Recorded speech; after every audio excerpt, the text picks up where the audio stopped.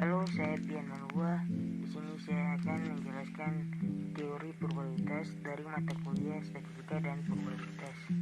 Oke, kita masuk ke pokok pembahasan. Di sini pokok pembahasan saya cuma ambil dua saja, yaitu konsep dasar probabilitas dan pendekatan dalam probabilitas. Oke, kita masuk ke konsep dasar probabilitas yang pertama.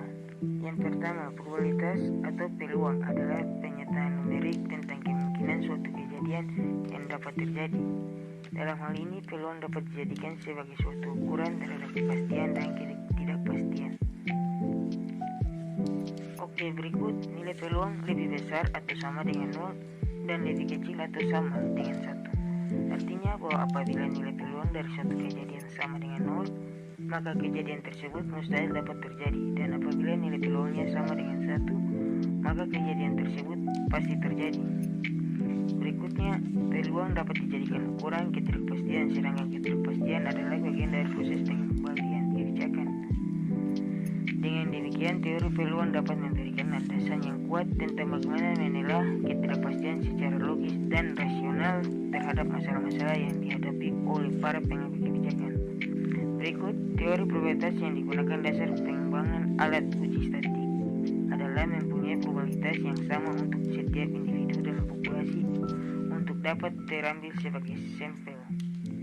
Yang berikut pengembalian sampel yang didasarkan pada teori kemungkinan atau probabilism merupakan tindakan yang dapat dipertanggungjawabkan.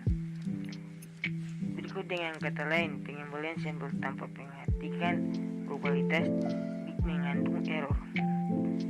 Berikut pengembalian sampel dengan pengembalian mengandung probabilitas berbeda dengan pengambilan sampel tanpa probabilitas. Berikut kondisi ini berkaitan dengan pengembalian sampel dengan pengembalian. Berikut, jika pengembalian sampel tanpa pengembalian, maka harus dilakukan revisi agar data tersebut dapat dianalisis dengan rumus statistik yang ada. Berikut, dua hukum probabilitas adalah penambahan dan perkalian. Berikut, penambahan adalah dua kejadian atau lebih akan muncul secara bersamaan dalam satu pengambilan. Berikut, perkalian akan digunakan apabila dua kejadian atau lebih akan muncul secara berurutan atau simultan. Berikut lagi, probabilitas juga dapat diterapkan dalam data kontinu. Walaupun demikian masih dikaitkan dengan frekuensi pada setiap skor. Berikut, teori probabilitas mempunyai hubungan erat dengan berbagai distribusi seperti distribusi normal, distribusi binomial, distribusi Poisson, distribusi T, distribusi F, distribusi chi-square.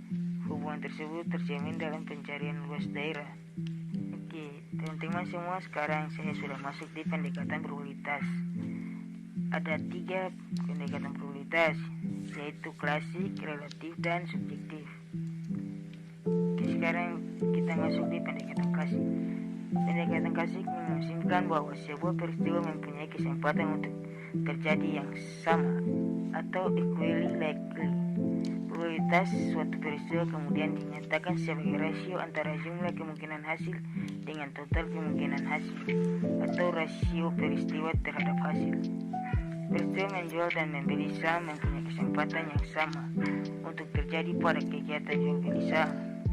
Jumlah hasil ada 2 dan hanya satu peristiwa yang terjadi, maka probabilitas menjual atau membeli adalah sama, yaitu setengah pada suatu percobaan di mana hanya ada suatu peristiwa yang terjadi, sehingga peristiwa lain tidak dapat terjadi pada suatu percobaan dengan waktu yang sama dikenal dengan peristiwa saling lepas atau mutually exclusive.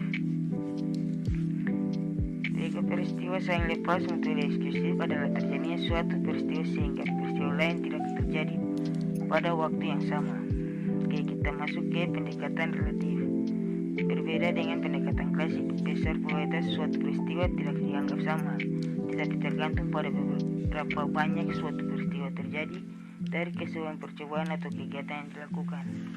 Jadi pendekatan relatif mendasarkan besarnya probabilitas pada banyaknya suatu peristiwa terjadi dari keseluruhan percobaan, kegiatan, atau pengamatan yang dilakukan. Oke, berikut pendekatan subjektif. penilaian subjektif adalah penentukan besarnya probabilitas suatu peristiwa didasarkan pada penilaian pribadi dan dinyatakan dalam derajat kepercayaan. Penilaian subjektif diberikan karena terlalu sedikit atau tidak ada informasi yang diperoleh atau berdasarkan keyakinan. Penilaian subjektif menyatakan probabilitas suatu peristiwa terjadi pada penilaian pribadi.